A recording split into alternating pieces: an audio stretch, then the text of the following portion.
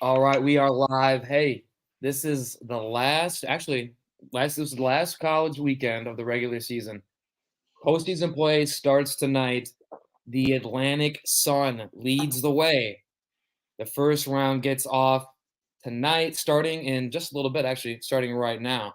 So some of you might have to multitask because that one tips off. We got two games in the first round. We're going to start with that right away because we both have some futures we're going to talk about. So I want to get started with a little quick preview of the Atlantic Sun first round, everyone's favorite conference. You have Jacksonville, the 10 seed, playing Kennesaw State, the 9 seed. Now, here's the deal. Kennesaw State was in the NCAA tournament last year, taking a kind of a dip this year, back to the 9 seed. They've beaten Jacksonville twice in the regular season, so many people are probably saying, oh, they're going to beat them again. Not me. I say it's hard to beat a team 3 times in a season. So, personally, you can still grab it as it's tipping off right now. I got Jacksonville plus 3.5, sprinkle on the money line. I think you get an upset there. The Dolphins just qualified for the postseason. The Atlantic Sun, I think, has like 14 teams in it. They don't take all 14. They cut it off at What? 10. Yeah, some of these conferences don't let everybody in the tournament. It's stupid. That's Division three shit, Sheets. Wait, that needs to be done now. That should Well, not be a thing in Division One basketball. Continue on. I think it's only in like 2 conferences. I think the Atlantic Sun does it. The Ivy League only takes the top 4. And they just What? recently Back up. What did you say? They well, take the top four only? right, and until recently, they just had the regular season champ go. Like that changed a couple years ago. They did conference tournaments. Why do I not remember that? I don't know. Maybe I I mean, do, and I just yeah, they never had a conference tournament. The Ivy League would just send the regular season champ. And some years it wasn't even like interesting at all because one team would just blow everybody out of the water. Some years it was kind of dope. It was like this is the last regular season game of the year, and they somehow are playing each other, and it somehow like determines who wins it. But that was rare. And they I just changed it, and now it's only the top 4. So they're way behind the and times. for the folks who don't know, there is 8 teams in this conference. It's not like it's a 6 team conference. Like there's enough to do a perfect 8 team bracket. That's Uh-huh. unreal. They actually have 3 decent teams in the league this year, but they're probably only going to get one in. I assume that'd be the winner. But I wonder if Siri knows the question. I'm gonna ask Siri. does the Siri, Atlantic Sun? Do they have? Oh yeah, get Siri involved. which hey, which Division 1 men's basketball conferences do not let every single team in their conference tournament?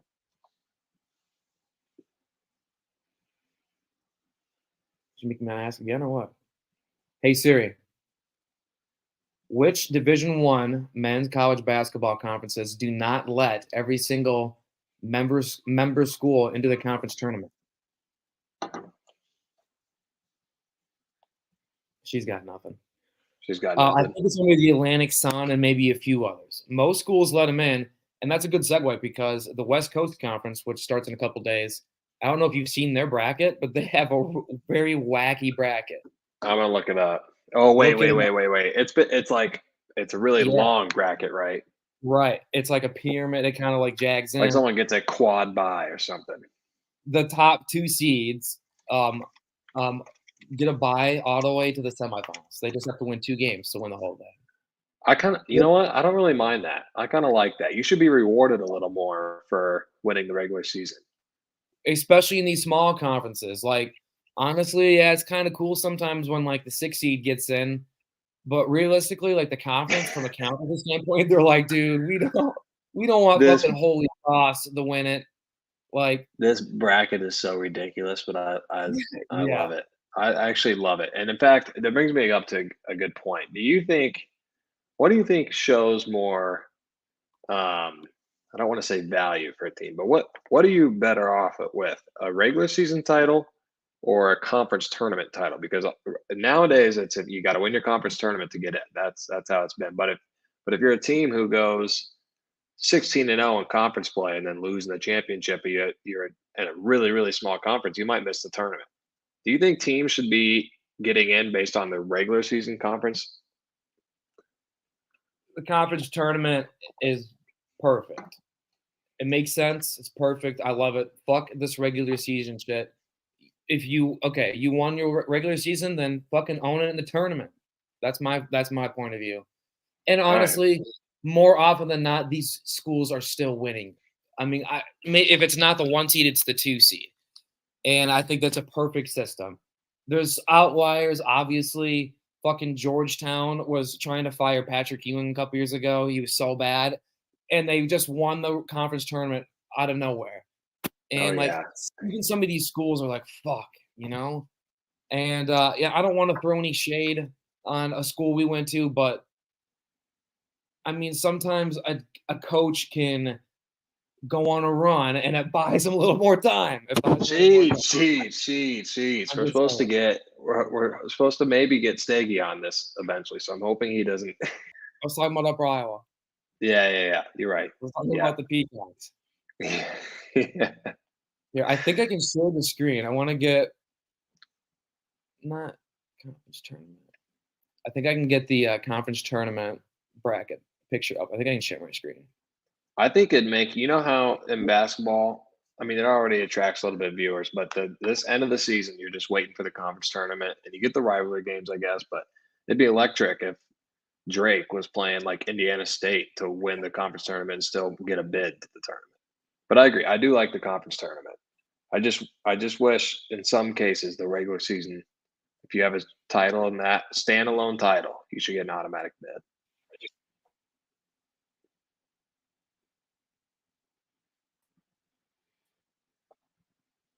What are you pulling up? Are you putting up the West Coast Conference bracket?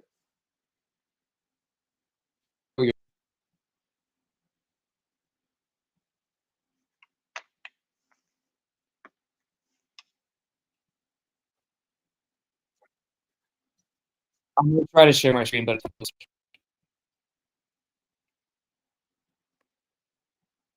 I didn't know if I was live or behind or if he was. I guess it was him.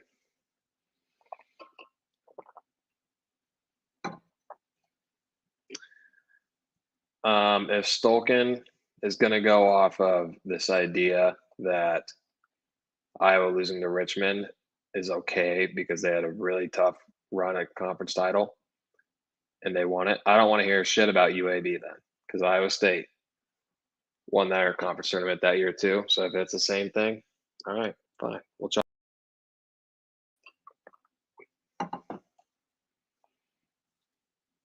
Sheets, I think I'm gonna have to take my March Madness winnings and buy myself a new laptop.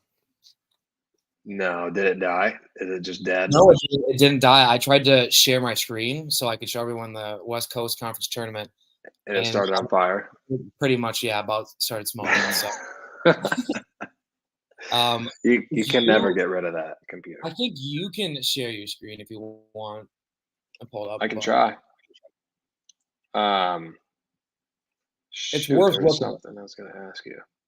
But the other game I was talking about in the Atlantic Sun, which is tipping off right now, and it looks, my prediction is true. I'm not making this up on the fly, but Queens right now is leading Florida Gulf Coast by 1 point, 9-8. We hit the first 4-minute timeout there. Queens beating Florida Gulf Coast in the first round of the Atlantic Sun. Queens, a recent addition to Division I men's basketball. That's in like New York, and it's Queens College or some shit like that. It's kind of, it used to be a big college, but I think it's always been D2. Can you see this they were bracket? recently, let's see. It says I'm sharing. Oh yeah, here we go. This is the. Oh god damn it! Can you blow it up? I'm trying. It's like I we're clicked on podcasting. It's like we're podcasting in 2009. Yeah, no kidding. That's all I can do. But look at that thing. Here we go. That's how they do the conference tournament. So you can see these are the lower teams. Everyone gets in, but they have to fucking play their way truly. Like it's a true, like, okay, we'll let you in the tournament, but look what you got to fucking do. You got to run the goddamn gauntlet. There's no fucking around. And if they do, give them all the props. Right. And some people are like, well, that's bogus. Gonzaga gets a bye to the semifinals. It makes sense. It makes sense. So St. Mary's and Gonzaga get buys to the semis, like they're automatically in the conference semifinals. That's pretty Speaking of dope. that, they played this weekend, I believe, Right. and I had written down. I texted you actually earlier. Who is? I was asking you who is the best West Coast Conference team? Is it St. Mary's or it's Gonzaga? I mean, it's not San Francisco, although they're good. But the obvious No. answer is Gonzaga because they just won. Are you in agreement with that? Um, that's a tough question. That's a multifaceted question that I can't just give. I'll elaborate on, but I can't just give a simple answer without explaining. So all year long, over the course of the year, I would say St. Mary's has been the better team. Um, Obviously, actually, I mean, from the first like week on, they got off to a weird stumble. They lost to two shitty teams like in the first 2 weeks. But since then, since like mid December or even early December, they had been the better team over the course of the year. But recently, very recently, the Zags are starting to turn it up, and now they are starting to look like one of the better teams. But it didn't look like that at the beginning of the year. Um, Gonzaga is kind of damn lucky. They beat Kentucky. Like they had a weird deal where they played like a non-conference game, like in the middle of February. They played And Purdue too. right, yeah, that's right. They also played Purdue recently. And I obviously they strategically did that, so if they needed some fucking wins at the end of the year, like they could sneak one up because they know their conference is not really full of those. Um, but so they beat Kentucky, but at the beginning of the non-conference, they didn't beat anybody. They lost every big game they needed to win. So they beat Kentucky, and then now they just beat St. Mary's, and then they fucking piss pounded who the hell ever it was Saturday night. You They know who they played? they played St. Mary's Saturday, St. Mary's. Okay, they beat and St. then they Mary's, beat right before that. They beat San Francisco in San San Francisco. Francisco. Right. They beat the shit out of San Francisco, and I thought San Hmm. Francisco was going to be close. So they're playing good ball. Right now, Gonzaga looks like the better team, but over the course of the whole year, it's been St. Mary's who's had a better season. But right now, Gonzaga is playing the best ball. Um, I I I think think it's more Gonzaga to is come. the better team. I think so. That they're you know what's impressive though is St. Mary's is 9-0 on the road, and I think that's going Right. to play to their advantage. Granted, they're in a conference where Iowa would sweep the floor and go undefeated, but I just think that they're on an 8-game win streak. I actually put a future on them today to win that conference tournament at plus 110. If you give me Gonzaga in that conference in the conference tournament for plus money, I'm taking it. That was one of the futures I placed today. Yeah. I haven't placed one in the West Coast Conference, but I'm thinking about taking Gonzaga too. And St. Mary's is still a lock, even if they don't win. I think they're But you both just in. they're both in. They're both a lock for the tournament. St. Mary's is ranked right now. Like they'll probably be about a 6 or 7 seed. And This is Gonzaga was interesting, Sheets. yeah, I just checked again, and on FanDuel, Gonzaga is now minus 115, and St. Mary's is plus 110. So I for got that some flip good flop. value on that. Yep. When did you get that? I want to say like 11 a.m. this morning. I'll check. Okay. Hey, you're ahead of the curve. Yeah, I would get your futures in now. I placed a couple. Did you place any other ones? I placed two NBA ones, one on your Nuggets, but no, There you go. not in college basketball yet. I've Would got you them you pulled up placed though, if you want to know. you placed on the Nuggets win the championship? Nope, I'll tell you what I placed. I placed the Nuggets. Oh, wow, Sheets. I'm sorry, I'm mistaken. I placed a future on the Phoenix Suns to win the Oh, West and the oh. Bucks to win the championship.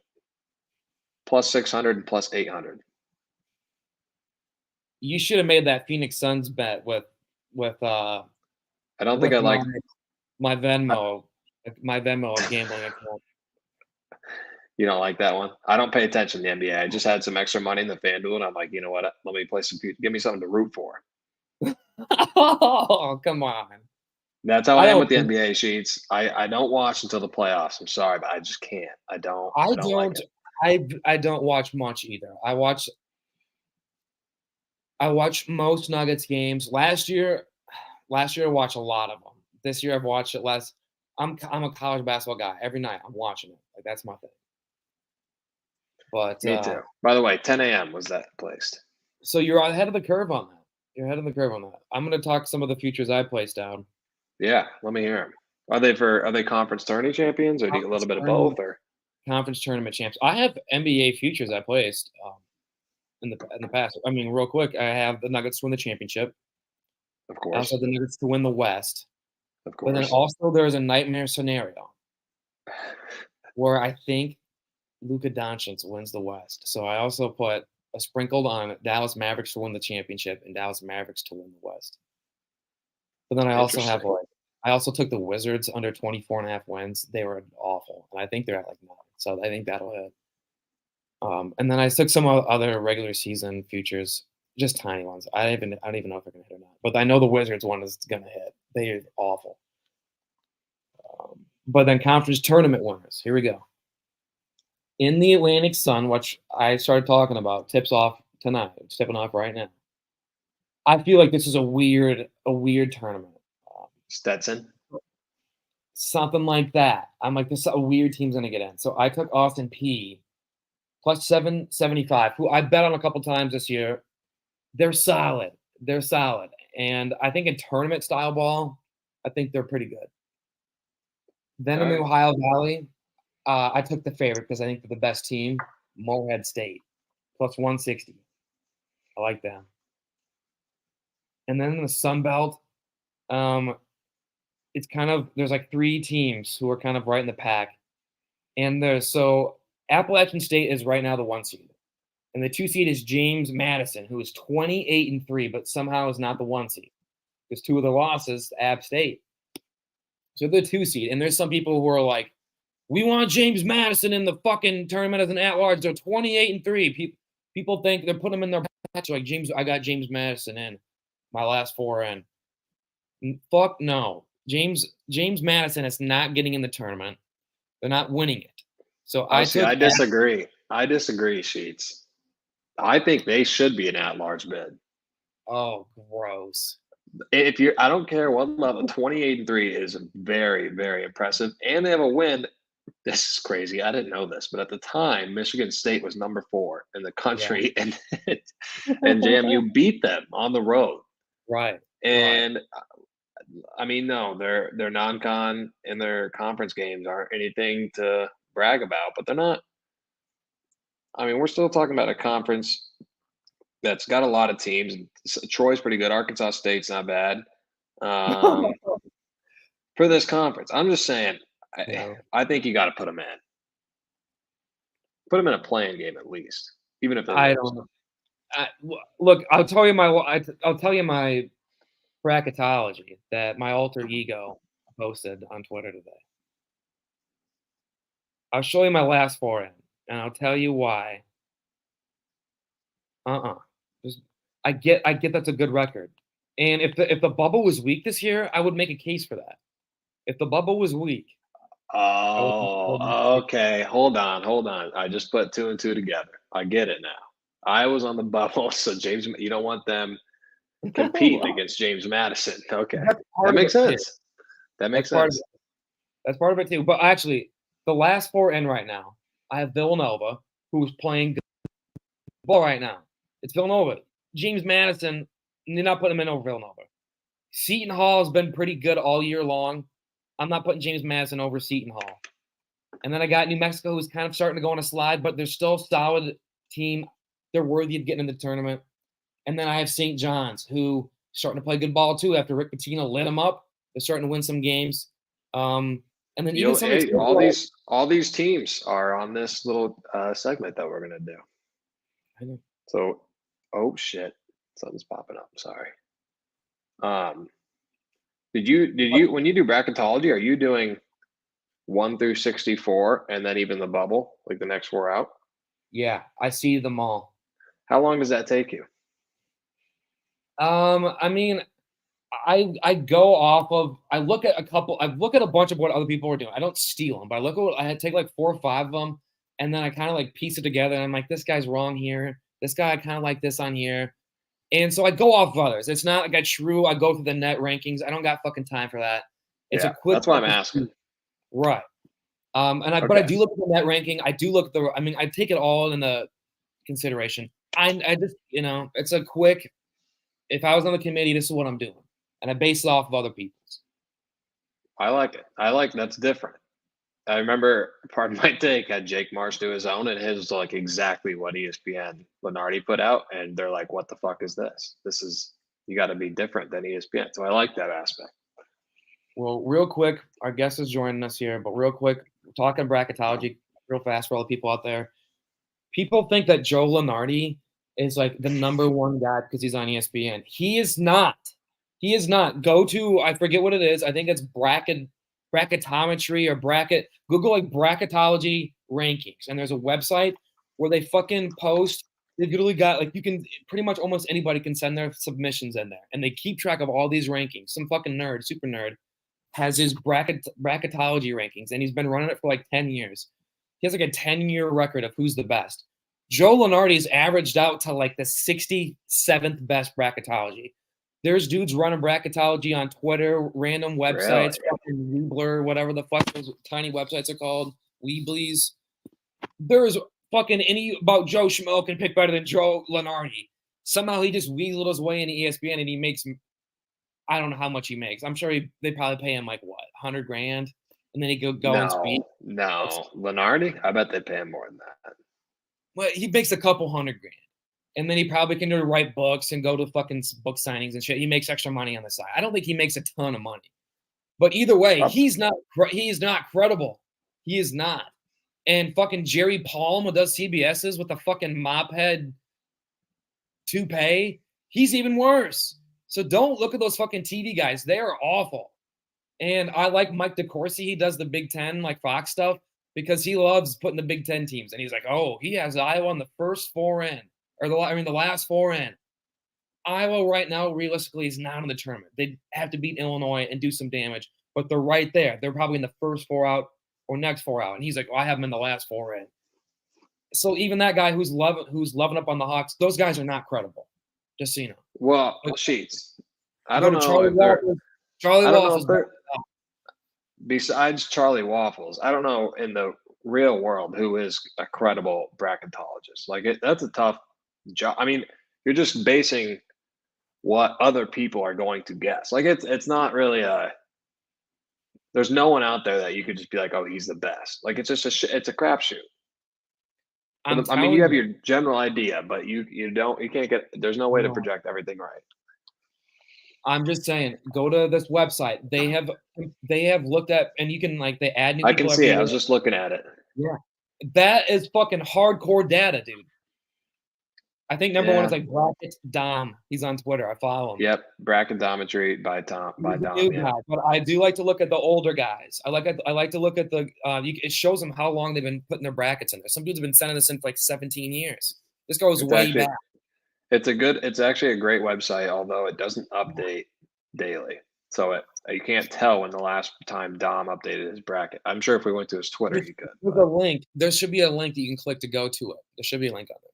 Hyperlink. Okay, well, we might use that for my segment. Okay, go ahead.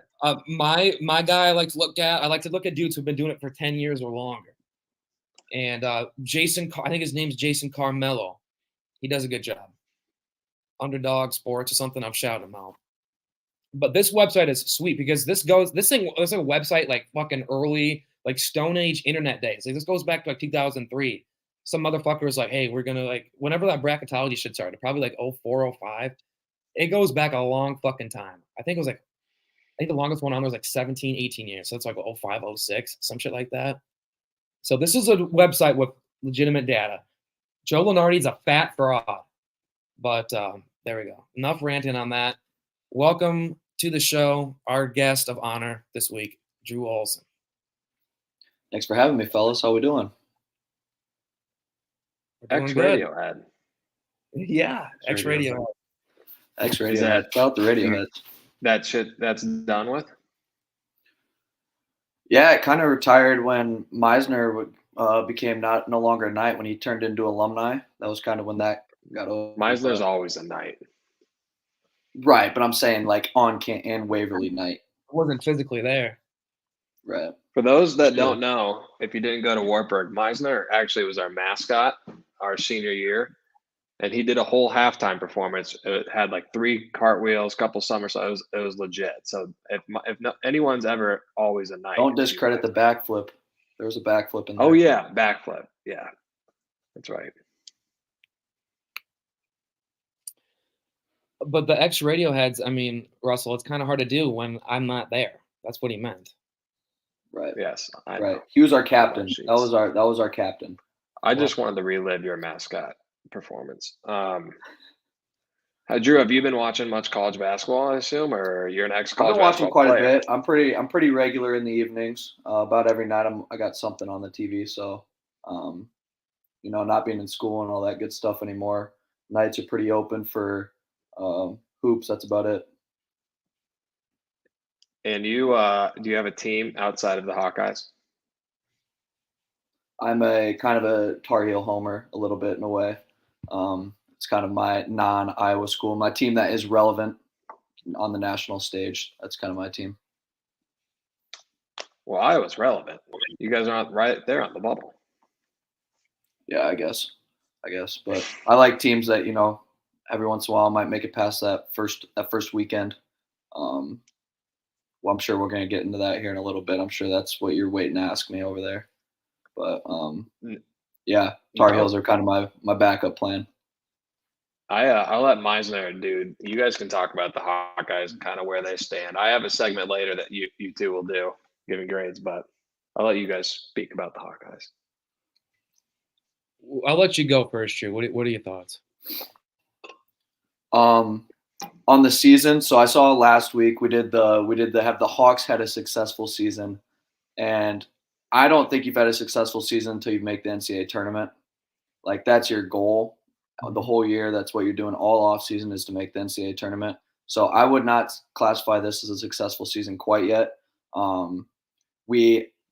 Sunday is a must. Have to win Sunday, and then I think we have to win at least one game in the Big Ten to have a remote chance.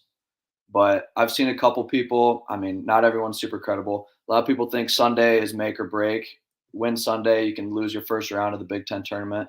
I've also seen people that say we have to make the championship of the Big Ten tournament. So I don't know. I think we have to win at least one game. I'm kind of getting to the stage of Fran where I'm ready to see someone new in there.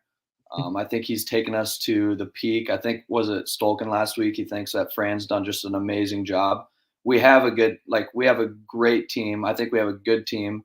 I think our recruiting class for next year is going to be really good.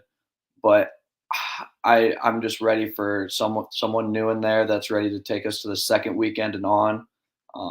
Making the tournament isn't good enough for me. I think like as the University of Iowa, we're good at everything except for men's basketball. It seems like at like the national level, competing for real championships.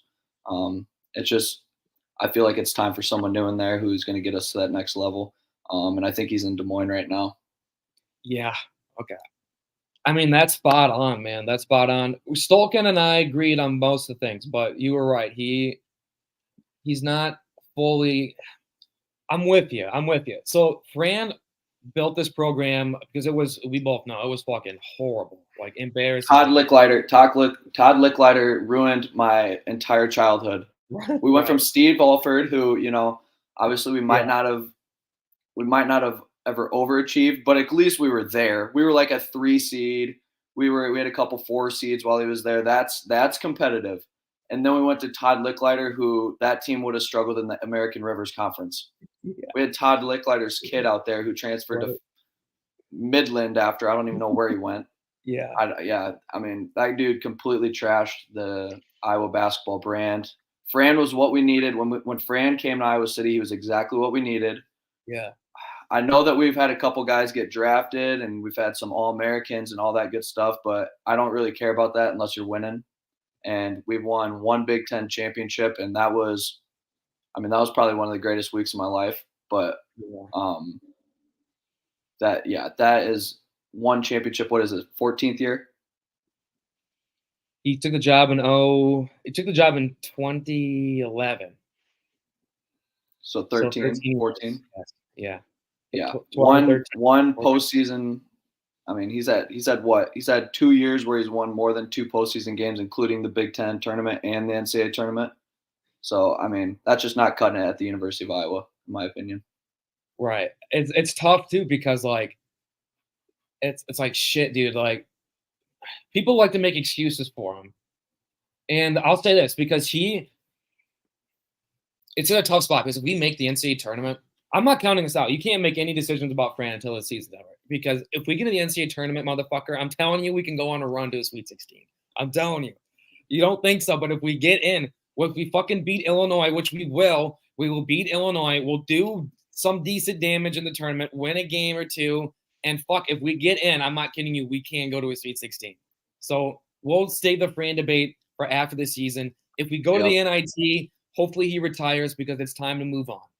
And I'm not going to trash him because he's done a great job recruiting. Like you said, the class that he's bringing in next year is great. Every year there's been some question marks. It's like, what's he going to do? He figures it out. He knows how to build a team. He knows how to build a roster. And there's been a lot of fun moments. There's been a lot of great moments. The Big Ten championship run was incredible. But then, yes, you fucking follow it up with a stinker against Richmond. He's not a great in-game coach. He does a great job recruiting. He's done a great job building a program, building a brand. His offenses fucking kick ass every year. Offense, and no matter who's running the point, no matter who's at center, the offense will kick ass. He has a great system. He might be literally the best in like the best at any team, best head coach of inbounds plays. We score fucking at a high percentage, dude. But his defense awful. Every year his defense has never got any better, never built a defense. And he's bad at Indian. Yes. We have the same team every year, is what you're trying to say. We have the same team every year. Pretty much.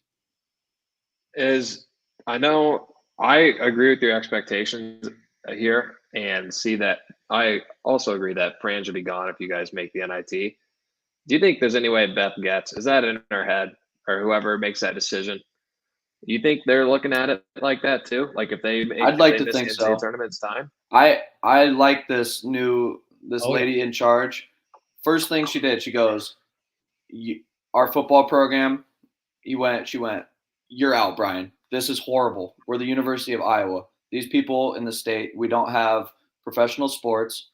And I think that she actually is one of the first ones of our decision-making process to understand we only have Iowa and Iowa State sports. Like, it's not like, oh, whatever, the Hawks and Cyclones suck this year, we're going to be whatever, Des Moines Barnstormer fans. Like, that's not what we do. Like, this is what we got. Got in there. She goes, Brian, you stink. Get out of here. We're going to go find someone new. Even if it's not the best hire, it's someone new. And I think hopefully that she understands that if we don't make the NCAA tournament this year, it's time to do that with the basketball program as well. But again, we aren't the decision makers, unfortunately, or else it probably would have already been done. But we should get Beth Getz on the pod. We should get her on. She is doing a phenomenal job. She took over after crooked, corrupt Gary Barta. He's a fucking weasel. He's the one who got us into this whole mess, hiring Brian to begin with in the first place. It was a legal hire. They had to fucking make some loophole law up where, oh, Kirk Ferentz isn't his boss, even though he's on the fucking coaching staff. The athletic director is this direct hire up. What the fuck are you talking about? An athletic director doesn't have time. An athletic director is not a direct supervisor of an assistant coach in any sport. That is fucking criminal. It's corrupt. He has let Kirk Ferentz probably stay on past his prime. All these, I mean, Kirk, we're going on a kind of a rabbit hole, but fuck it. It's worth saying. Kirk Ferentz has been in so many different, not directly, but his teams have been in scandals all the time. In like the late 2000s, all of our guys were getting arrested. There was a big infamous like Sports Illustrated article where they ranked like they took the top 25 ranked teams and like did the most like criminal arrests. And I was like number 1 up there with like Pittsburgh. It was really bad. Florida, yeah. He was running a drug house. Then you had like some issues with like muscle disease. They were like working guys too hard and guys were getting like muscle diseases. That was with the fucking strength coach who got fired for obviously racial allegations. Brian was involved with that, but Brian got to stay even though he was named in the allegations. There's been all kinds of shit. Kirk Ferentz gets to keep his job even though we can never do anything better than fucking 9-3. Fran McCaffrey doesn't get us to his Sweet 16. He never gets to go. Gary Bartle has had so many fucking problems with the athletic organization. And long story short, Beth Getz is going in there and is quickly plugging away at it. Like you said, Drew, Brian, you are an embarrassment. You are going to get fired in the middle of the year. People said, oh, that's unorthodox. Well, he fucking deserved it because that was awful what was allowed to take place there. So there's my 2 cents. Yep. She's doing I like her, and if she's doing all that and true, which I believe you guys, she's only taking steps in the right direction. But it's going to be important to see because they play an important role in the decision process of the replacements. So we could be looking at a Hawkeye football team and a Hawkeye basketball team more than likely in the next 4 years that both have different and new head coaches, which is exciting yet scary a little bit for the Hawkeyes, I think. No. I think I would be more nervous about a football hire than I would be a basketball. Like the Kirk things, like his whole past, whatever. We bring dudes in and develop them, and I'm like the Kirk way is cool to me. We're in a rabbit hole here, but the Kirk way to me is cool. Like bowl games, we show up, we're in Hawkeye jumpsuits. If you're wearing a hat, it's on forward. It's not backward, sideways. We don't got chains hanging out. I'm cool with like the Fran way. Like you're going to come in, you're going to work. You aren't going to come in and just, oh, my hammy hurts today. Well, I'm sitting out of workouts. No, you're working out. Like this is what we do here. This is the Iowa way. I'm cool with all that. I want to take the next step. And hopefully this OC can help us because the last, 5 years, if we have a top 80 offense, like we're legit. Like we're a legit football team. But when you have the 122nd out of 124, you aren't going to beat anyone. And we were struggling to beat South Dakota State at home to open seasons. Like that's unacceptable. And it's based all on the offense. And this chick just walked in there and said, "You're done. I'm not watching any more of this. I know we're 5 games into the year, but this is your last go around." And I'm cool with that. I can get down with that. But the basketball hire is a little bit more important to me because right now we're at a place where it can go one of 2 ways. Like we're that late in his career where I think the Fran thing, we're going to have once his kids are out, like how invested is he going to be? Because it feels like he's not really that invested right now. Right. Like we don't make any adjustments. We don't do I don't know. He drives me crazy to watch coach. I think he's going to retire. I think that's kind of the general consensus. This is last year. His son is gone. The other one's not going to come here. I mean, there's no way in hell he would have been committed by now. Like, let's not. I mean, well, didn't he already say that he's not coming? He might have. He's good enough where he'll get decent looks. I think I looked at it the other day. I think he has offers from like Butler, offers from like schools kind of like at that tier, Boston College. You know, he'll go to a decent sized school and play. And you're right. And Fran is old as hell. Fran coached his first NCAA tournament game in fucking 1987. I'm not exaggerating. I think that was the year. He's taken 4 different programs to the NCAA tournament. I think he took, I forget his first job. Siena was one of them. That's what he came from, Siena. He from Siena. I know he took, I think it was UNC Wilmington. I think he took, and I think he took. It was one of the North Carolina schools. Yeah, some shit like that. He's took 4 programs. And when he was at Siena, I remember one year he beat Ohio State in the tournament. So, but I think he's going to retire. Point being, because he's old, his kid's gone, the other one's not coming here. I think he will retire. So I don't think we're going to be in a situation where it's one of those. It's like, oh, what do we do? I mean, we can't really fire him, but we kind of want him gone. So this would be a good spot. I think he knows that too. I think he's going to leave us with a good recruiting class next year. It might be one of his best. And if you get, like you mentioned, like you alluded to earlier, you get that guy down in Des Moines who I think is going to get the Drake Bulldogs to the NCAA tournament via Missouri Valley Conference champs. I just placed a future on them today, plus 215, I believe.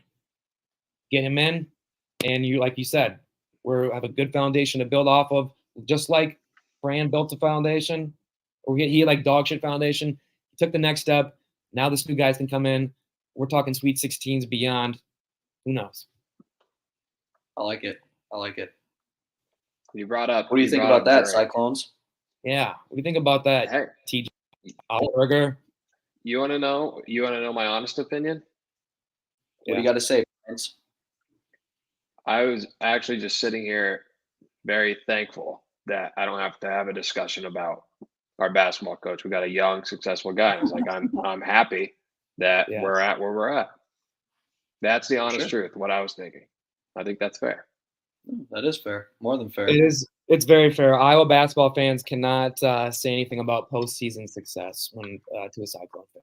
But I will say this: we've seen this before as an Iowa State fan.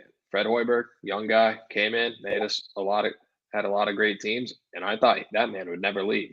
I don't think TJ's going to leave, and maybe I'm taking the bait again, but he did end up leaving. Levis was shipped. Steve Prohm went 2-22, and now we finally found our TJ Otzelberger. But I hope he stays for a while. I think he's going to. Where would he go? I mean, why would he go? Why would he look and see what Fred Hoiberg did in the NBA and think he wants to take a jump at that? Why would any coach? You're right, because his wife was like an All-American at Iowa State, played basketball there. He said before all he wanted to do for his whole life was coach Iowa State Cyclones in Ames. There's no reason for him to leave, especially when we're where the program's at. I mean, we're number 6 in the nation. Yeah, you can go to a UNC, Duke, whatever, but we're not far. I'm not saying we're Duke, UNC, but you get what I'm saying. So I don't think there's any reason in the book to leave, but shit changes. Shit happens in the future. Who knows what this is going to look like in 5 years? Who knows? So I don't think he's automatically going to stay for 20 plus years. Who knows? I'm just saying, I don't think he's gonna jump. It was like always kind of people always like talked about it, like, oh, Hoiberg's definitely going to the NBA. So like everyone kind of also is there talk of like Otzelberger like leaving? No, I think no, this no, guy's no. I think he's gonna stay for a damn while. I hope so. And the Hoiberg thing was because he played in the NBA. He had a bunch of connections in the NBA. Right. So that's a whole different story. But this is a great segue into back to college basketball world. So are you ready for this segment? I'm ready. Okay, so part of our job to our few listeners is to inform them, but also give our takes on the current relevant team. So I wrote down, we're going to do a weekly report card, and you each are going to give a team a grade based on their last 2 performances that were last week. I'll tell you who they played, what the score was. I'll keep track of what you're grading. And we'll see who's got the highest and lowest of the week and if they match up with the so-called bracketology. I will be referring to Joe Lunardi's. I know but I had it pulled up, so we're going to be using Lunardi's. All right. And speaking of Iowa State, we'll just stay on them and get them out of the way real quick. They played at home against Oklahoma, won pretty handily, 58-45. Never really lost the lead in that game. And then they won on the road at UCF. They actually had the lead. UCF did with 3 minutes and 50 seconds are left. But they ended up pulling it out at the end. So what would be we're going on an A+ to an F. There's no F-. There's just F. So you want me to do just like in the last week, those last and week? Can this be leading, or is this leading up, like the grade is going leading into the Big 12? No. This is you're looking at this team. You're based off where they're at in bracketology, if they're ranked, if they're on the bubble, and you're saying, was this a good week? If it's a great week for them, that's an A. Okay. If it's an okay week, that's a C. And if it's a really shitty week, that's an F. So you got to find the in between. Okay. I'm with you now. So Iowa State wins at home against Oklahoma and wins on the road against UCF. For example, go ahead. Yeah, I'm giving the Cyclones an A. Oklahoma is a team that's pretty much a lock for the tournament at this point. But that's from what they've done. That's what they did at the beginning of the year. They started the year like 12-0. They've been fucking limping in the tournament. but they just were so damn good at the beginning of the year. They're pretty much a shoe-in. But they kind of, I mean, they took care of Oklahoma, and then the UCF road was a tricky game, man. A lot of people were betting on UCF, and they're a great home team. That was a great win. Even if you only walk away, what was the final score? Like 6 or 7, something like that. But it was like 8-point win. But that was like at the very end. They, like you said, they were losing. It was a very close game. They pulled that one out. The final score wasn't represented. They literally pulled that one out. And that's not a knock. That's a good thing because that was a tough place. It's a tough place to play at this point in the year too. Like a loss would have fucked you bad. Like you just needed to win. So I'm giving the Cyclones an A. I have them. Mr. Charlie Waffles, I think, has them as 2 seed. The last 2 seed. They're the last 2 seed, or top 1 or 2, 3 seed range right now. I'd put them at a 2. I don't know what Fatso Lenardi has them at, but I think I have them as the last 2. Lenardi has them as a last 2 seed as of today. But go ahead, Drew. Meisner, give him an A. Yeah, I'm going A- only because I think that UCF. I'm not on the UCF train. I watched the game. I don't think UCF's very good. They're third to last in the Big 12. I just had it pulled up. They're 6-10 now in the Big 12, so it's not like it's a huge road win where they went and knocked off like Baylor or something on the road. But any time that you're going 2-0 in a week in late February, early March, like that's an A week. So I'll go with the A-, kind of following what you guys said on the whole, late in the year. You want to be playing your best basketball right now. I think Iowa State's going to be a 2 seed. Granted, I mean, they win a game in the Big 12 tournament. I think if they get bounced right away and someone else has a good tournament, they could potentially be a 3. But yeah, they're on that 2-3 line. If they win the Big 12 tournament, they're 1. Really? Yeah, I think A-. I don't know about a 1. If they roll through the Big 12 tournament, I mean, they jump at least one of they'd probably jump Houston in the seeding or no? Yeah, I don't know. They beat them. They split with them in the regular season. If they beat, I'm assuming Houston makes the Big 12 tournament championship. If you beat Houston twice in 1 year, you should probably be ranked higher than them in the brackets, in my opinion. But I could also be way wrong. But yeah, that 2 line is looking solid for Iowa State right now. Okay, so I have a lot of teams that are on the bubble. I have a lot of teams that are highly ranked and highly seeded projected right now. And there's 15 games. So that was Iowa State, so it took a little longer, but we'll go to Iowa. So we got A and A- for Iowa State. Iowa, according to Lenardi, first 4 out right now. They beat Penn State 90-81 at home. They beat Northwestern on the road 87-80. What do we got for grades there? I mean, I'm giving them an A. You did what you had to do against Penn State. Win. I didn't give a shit how we did it. I wanted to win. We got to win, and it was relatively easy. Wasn't ever a shadow of a doubt. And then beat Northwestern on the road, and I think we were like 3-4 point dogs. I hammered Iowa on the spread. I hammered Iowa on the money line. I thought we were the better team. They were missing a guy, and played well. They had another guy got injured. I know they're playing a little shorthanded, but it doesn't matter. They were at home. The crowd was supposed to be there, and we shut them down to begin with. It got a little dicey there at the end, but still, I mean, a win's a win. And we're playing our way. We're doing what we have to do to play our way in. And if we do what we're going to do, like I think we're going to do on Sunday, we'll be in the tournament. So it's an A for me. Drew? I'm gonna go with the B+ here. I like what Meisner said, what we kind of talked about the Cyclones. If any week that you go 2-0 this late in the year, you probably deserve an A. The only reason I'm giving us a B+ is because why the hell do we have to win our last 5 of our last 6 to get in? Like, just don't put yourself in that situation. And this is an A. But I mean, I rode Hawks money line on Saturday as well. I thought that was a must-win game. I felt like our guys have been, ever since our Tony Perkins meeting, I feel like the guys have been playing a lot harder. So, yeah, I'm impressed with us lately, but if you don't make the tournament, it don't really matter. So hopefully we can pull one off on Sunday. But, yeah, B+ for the week. I like that you both touched on that because as I was going through this process, I noticed a lot of bubble teams. A little luck wouldn't hurt the Hawkeyes. Have some of these teams in Right. front of them take some losses. So that brings us to Seton Hall. I'll be interested to see what you rate this team's week. I Last did four. not watch Seton Hall this week. Well, I'll tell you what So they my did. grading's gonna be bad. I'll tell you what they did. Go ahead. It's the last 4 buys. They took on Creighton in Omaha and they lost by 21. And then they took on UConn at UConn and lost by 30. So you got 2 very, very tough opponents. Number 3 in the nation, number 12 in the nation, but you got waxed in both games. Is this a total F? Probably.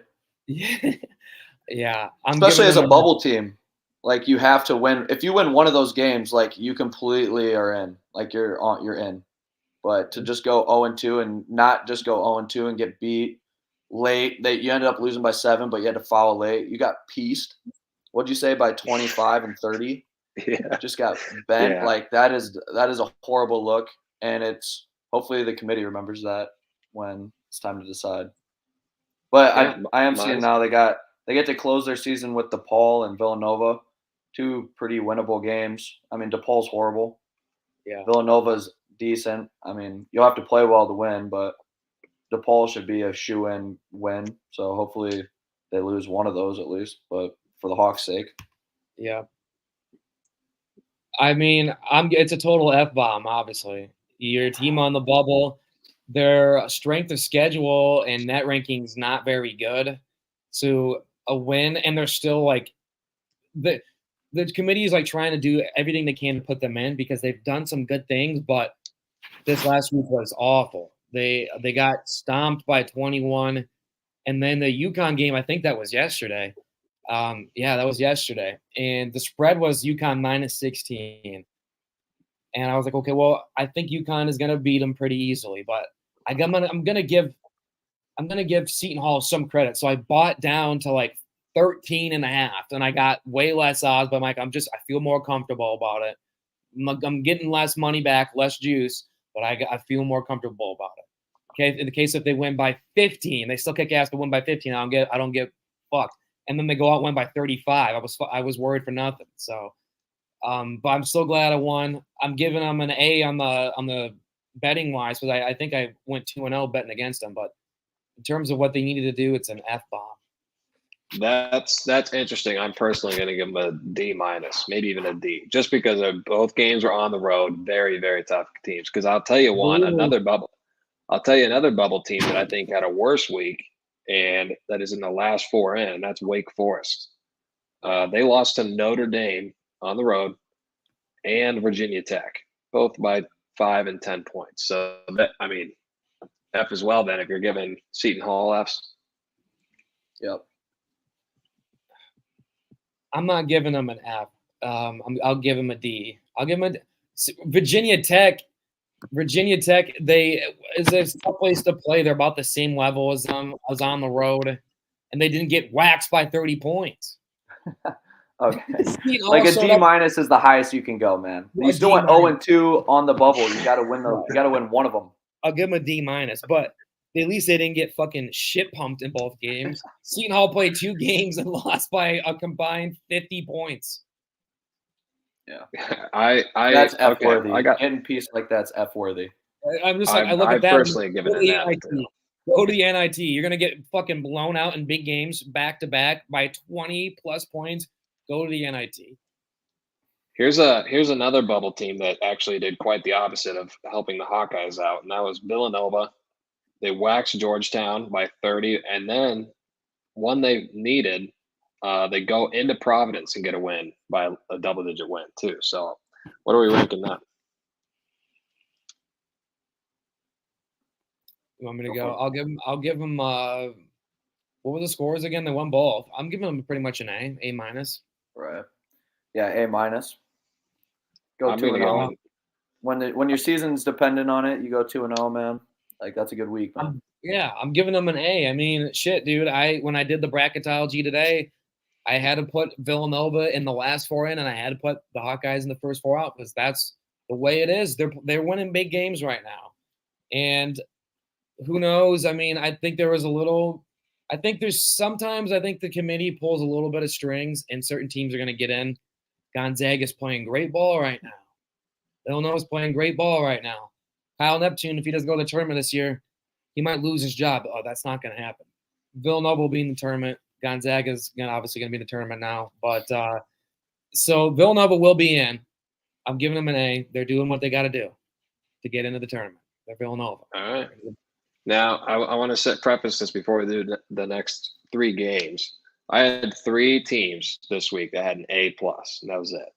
There were 3 teams that got an A+. We'll see if you guys are going to give them that or not. First one, this would be interesting if you don't. Tennessee gets a dub at Auburn, 92-84, then goes on the road. And if you know anything about the SEC, it's tough to play on the road. And Tuscaloosa plays Alabama and hands them an L as well. Is that an A+? That's an A+. A+, yeah. They're Connect. Tennessee is good. Dude, Tennessee is damn good. I like them right now. I'd be interested to see their future because I think I keep looking at brackets, and I know they're all random and shit, but I swear to God, everyone I see is Iowa State, Tennessee, and I do not want to be in Tennessee's bracket because if they're a 2 and we're a 3, I just No. I don't want to play them. Let's see if the other team can get. And this team's caused a lot of ruckus. They're on the bubble. In fact, in some they're only considered. But they showed something this week, I think, even against shitty opponents. But it's Memphis. They won at East Carolina by 30 points, and then beat UAB, who they were down 20 or something at some point in this game, and then they ended up winning 106-87 at home. I think they were playing for their season that second half, and it showed. The first half, I don't know if I'll give them an A+ because I watched that game. If you're going to bet on Memphis, or against them, it's going to be a roller coaster. I bet against them. And they were up 20. They're down 20 at halftime. I was laughing my ass off, having a good old time. And they won by fucking 19. They covered the spread. It was like -10. So I lost. I was fucking laughing it up. But that first half was not worthy of an A+. I know they ended up coming back and winning, but that first half was brutal. So I'll give them an A, but they're not putting all the pieces together. How many points did they give up the first half? Wasn't it like 65? Yeah, it was a lot. 61. Wasn't it like 65-42 or something like that at halftime? Something stupid. It was like 61-40. They're down 21 at halftime, and then 106-80. Listen, them and Alabama don't play defense ever. They're like the NBA. They literally have the NBA defense in college basketball. It's awful to watch. Yeah. Well, sometimes it's good, sometimes it's not. If you're a buckets person and you like points, you should be watching the SEC, Kentucky, Alabama, Tennessee, Memphis, teams like those. But the next one, Kentucky plays D at least. Tennessee plays D. I'm talking specifically specifically Alabama, Auburn too, kind of. Well, Auburn too. But I like them a little bit more. Alabama and Memphis are awful. Penny Hardaway, I can't stand watching that guy coach. I can't do it. I'm sorry, I was mistaken. I had 2 more teams with A+. But Drew, are you giving them an A+ for that? Mine's only giving an A. A. Yeah, I'm going A. Just if you're giving up 60 points and a half this late in the year, you can't get an A+. That's fair. Okay, the next team is Creighton. They had 2 home games, but they whacked Seton Hall by 21 and then beat number 5 Marquette by 14. So I gave them an A+ as well.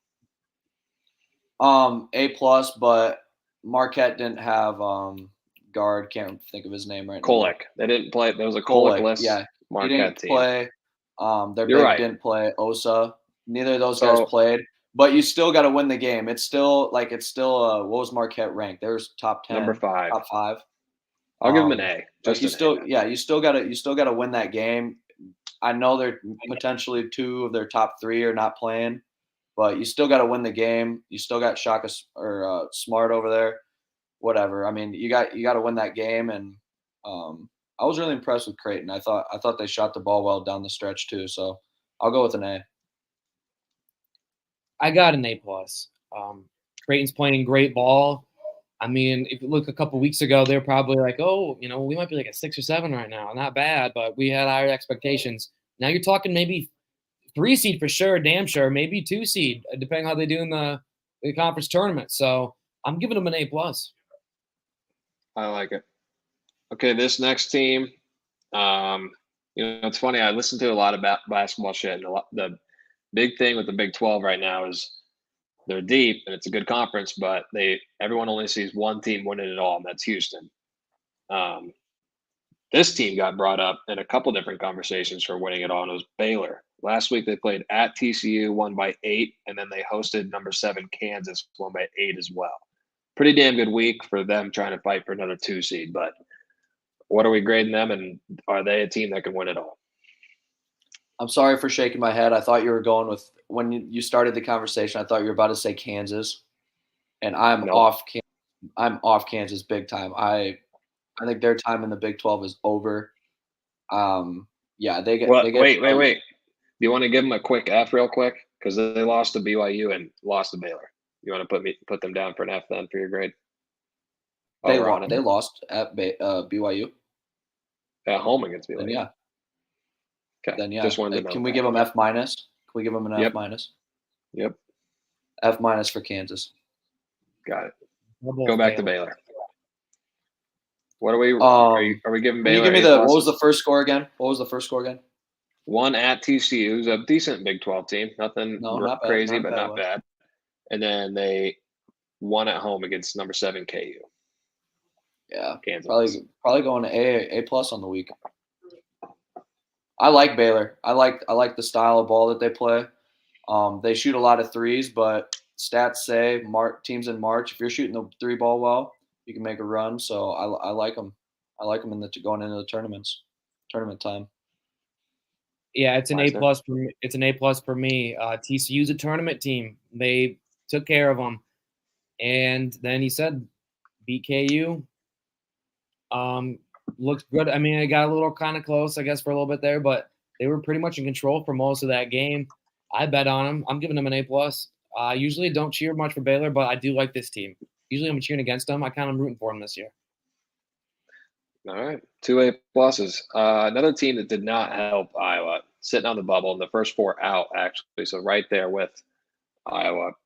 We're going up to the East Coast. We're talking about Rick Pitino. The Johnnies get a dub at Butler by about 23 points.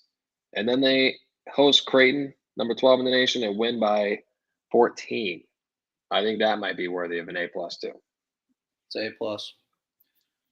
You're not in the tournament. You're not out of the tournament. It's kind of they roll the ball out, say you decide if you're going to make the postseason, and you go 2-0. That's A+ week, man.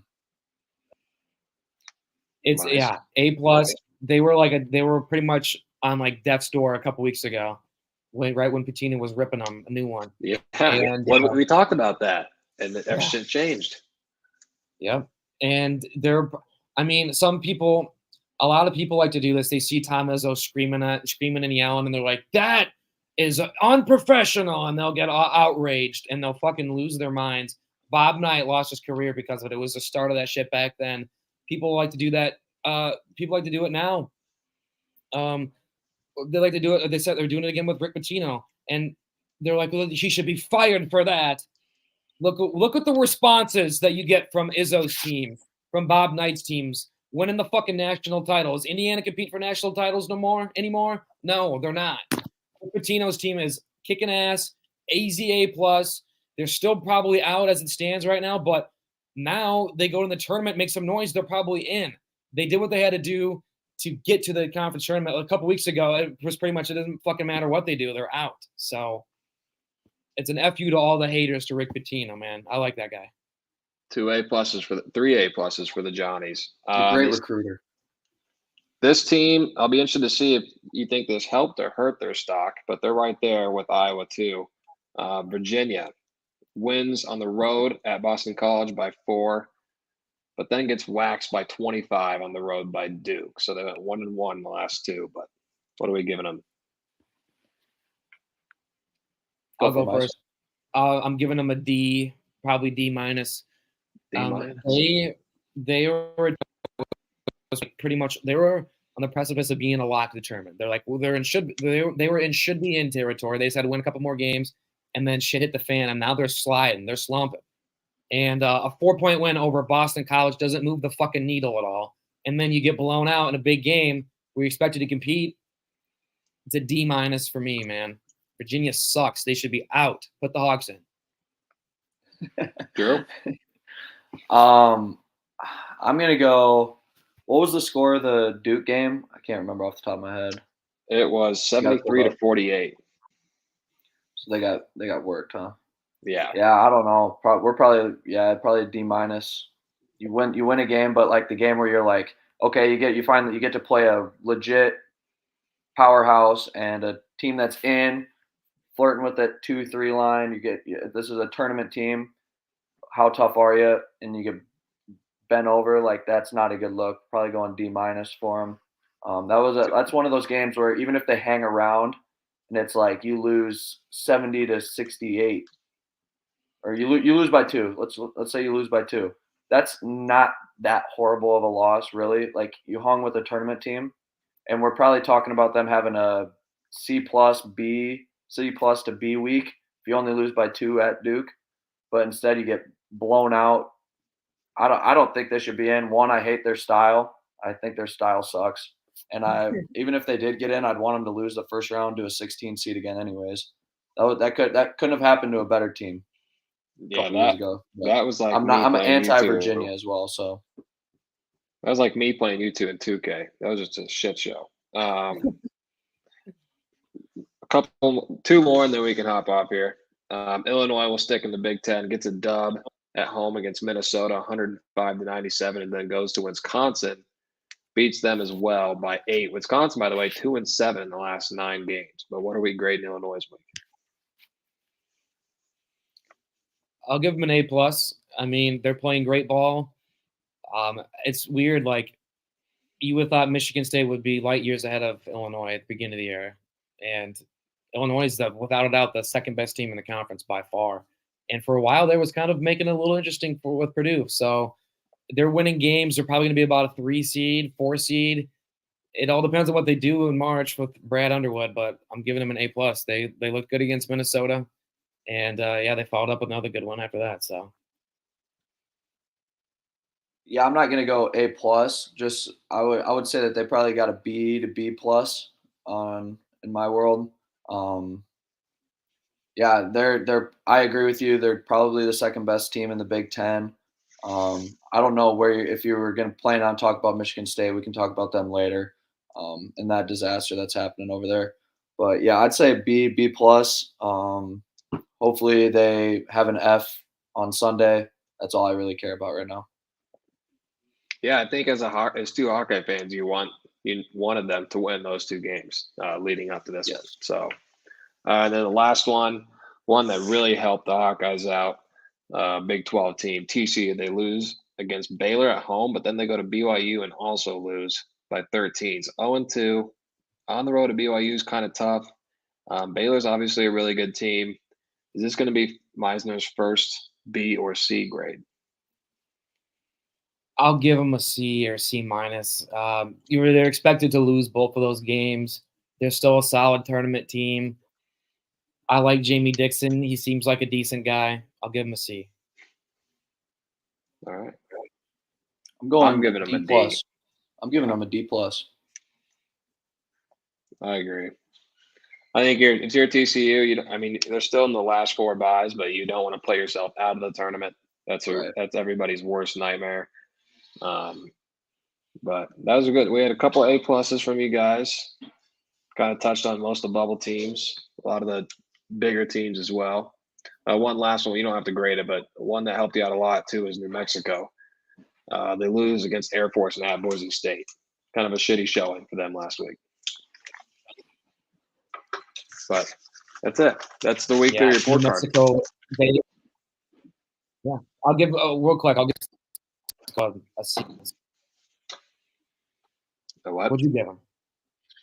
What'd you give New Mexico? I gave them an F.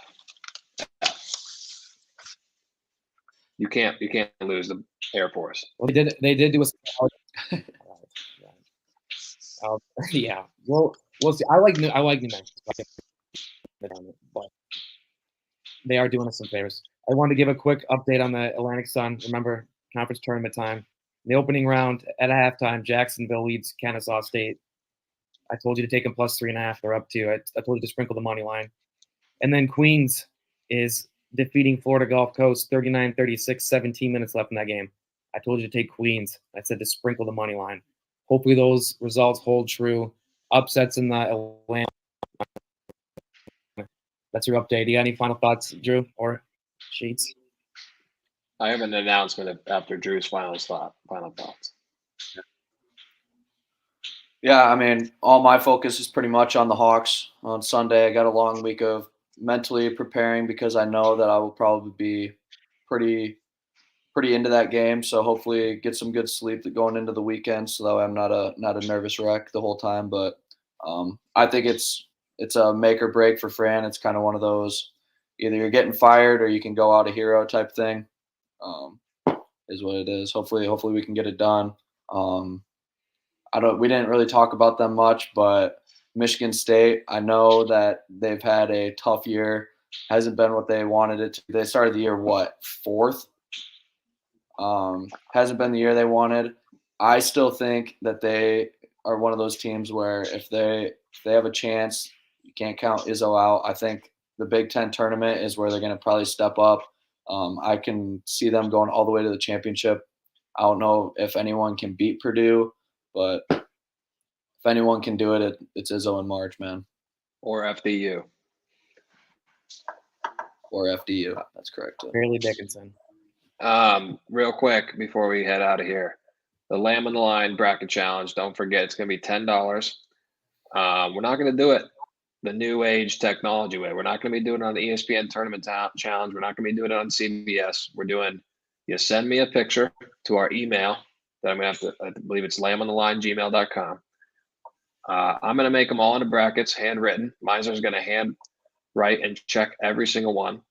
And then each week we're going to name off the top 5 brackets, who we got, who's in the lead. We're going to give a big shout out to whoever's in dead last in the brackets. And you'll have to tune in to find out where you're at in the standings. And obviously we're going to do winner takes all. So if you're number 1, you get to take off of the bank. Loser should have a punishment. Losers should have a punishment. Well, if you guys think of something, we'll have to do a punishment for the loser. I don't know what that we'll go back and discuss and figure out what that's going to be, but I like that idea. Right. There should be a loser for the punishment. There should be. That's a good idea. A punishment for the loser? We knew what you meant. I knew what you meant, buddy. Can you hear him? No. Nope, I can't either. I think he's muted.